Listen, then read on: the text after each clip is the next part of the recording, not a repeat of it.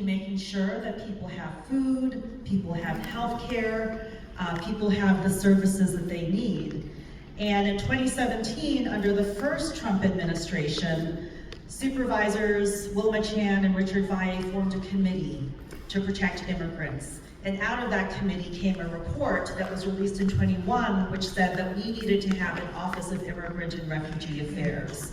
And during the first Trump administration, we had a rapid response network, a community coalition, a lot of infrastructure during that time. But unfortunately, after Trump's first administration and during Biden, all of that went away.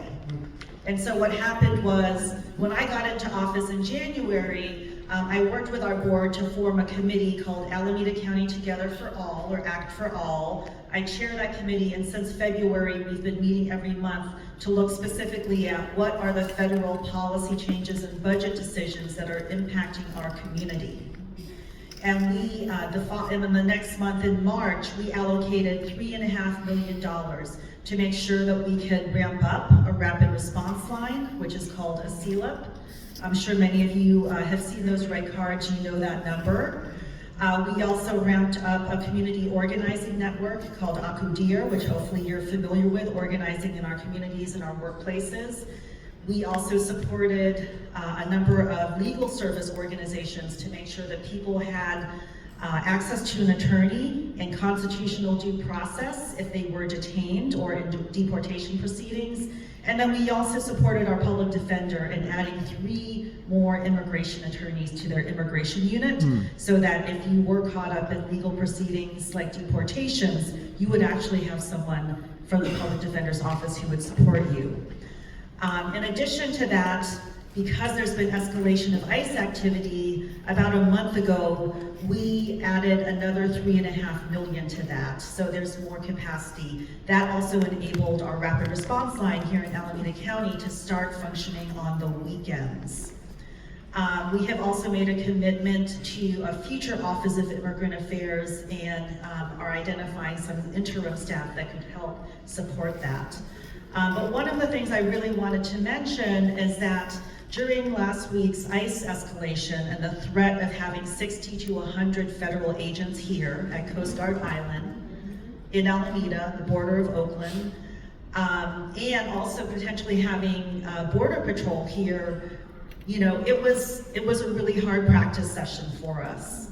So even in talking with law enforcement agencies, they say that Border Patrol, which is a different branch of the Department of Homeland Security, different from ICE, that they are untrained, they are lawless, that they basically are the set of people in the federal government who is going to Home Depots in Southern California and other places and just indiscriminately rounding people up. So it would have been incredibly horrific if they had been here. And you know, last week was an opportunity for me to work with our sheriff, Yesenia Sanchez, and kind of see, well, how does this non-cooperation policy that the sheriff have with ICE work out? And I will share with you, this is, I think this is good information for you all to know, given who you are and what you're doing.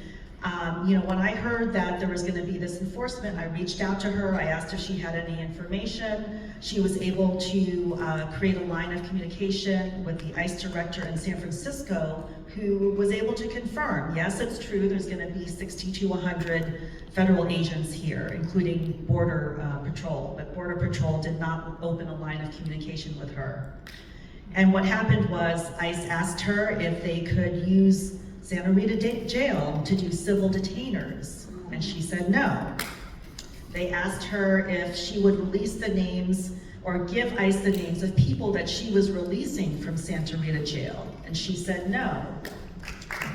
And then I heard secondhand, but I believe this to be true, that ICE also asked her if she would form a security perimeter around Coast Guard Island, and she said no.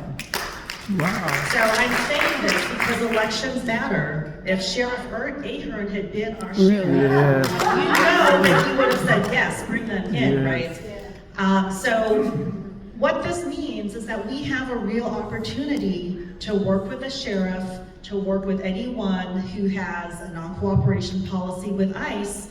And what I want to do is think about all of the scenarios scenarios if there is an ICE escalation, or even with what's currently happening, and what do we have to do to ensure that our law enforcement is really protecting us. I gave another scenario that I had been hearing from community members to both OPD and to the sheriff.